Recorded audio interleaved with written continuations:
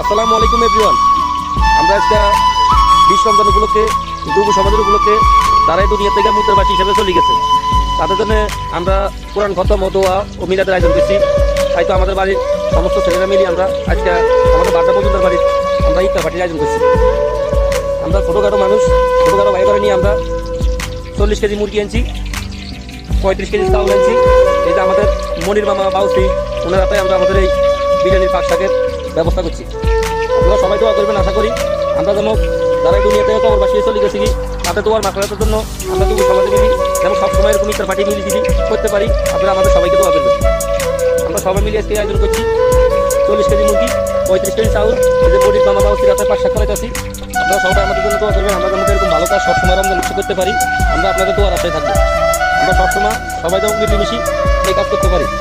আপনারা আমাদের জন্য দোয়া করবেন। আমরা আল্লাহ দিলে